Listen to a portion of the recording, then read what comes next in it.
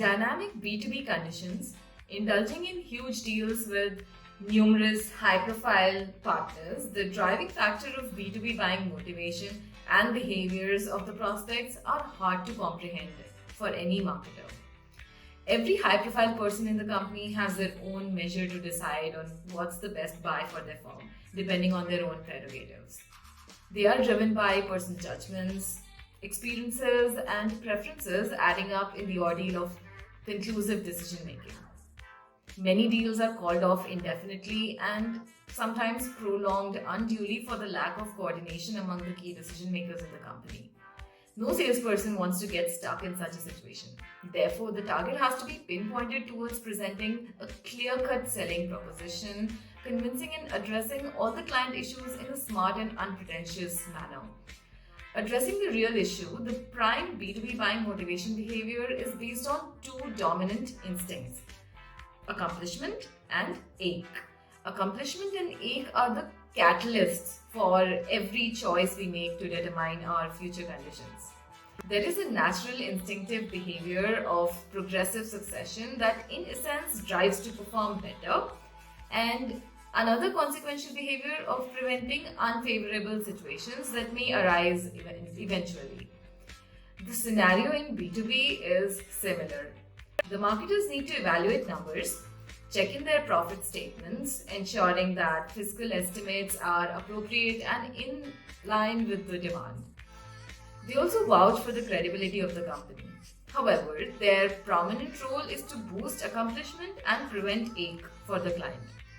Oh, by the way, there's a part 1 of this video where I've talked about the 4 major types of buying behaviors. A very interesting piece, link is in the description below. Go check it out after this video.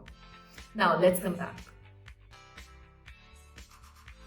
The majority of B2B deals are driven by the prospect's intention to indulge in huge gains by availing the advantage of the current favorable circumstances, decreasing outlay, or multiplying the yield, any of these. For example, if your product reduces the client's marketing expenditure or creates a larger lead base for the business, you are influencing the accomplishment urge of your client.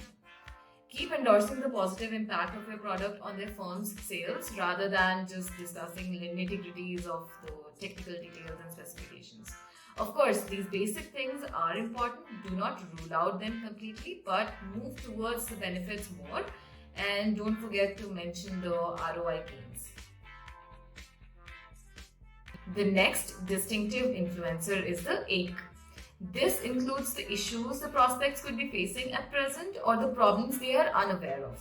The marketing expenses of the buyer could be more than budgeted, the low lead conversions could be an issue, the current working strategy and solutions might not be working for them adequately as they had expected. There are numerous things that could be affecting the client's ache spot. You have to identify that. The marketing conversation should be more bent on the query side. Just like the doctor inquires about the pressure areas in your body, similarly, salespeople need to ask the prospects about their stress areas, their stress issues. Opening up about a problem and trying to find a solution is human nature. So, questions like, are you facing some problems with the product that you're using? Is there any business issue you're stuck up with right now? Are you finding it tough to reach out to your customers?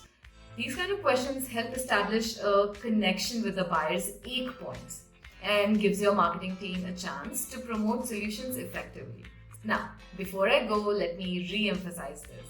It is essential for marketers to communicate with buyers in an influential manner, addressing both accomplishment and ache. Look for the cause of their desire to associate with your company.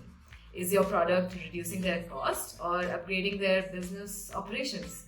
The ultimate buyer behavior relies on heading towards accomplishment and overcoming or curing the ache, which should be pursued at the early stage of their buying journey.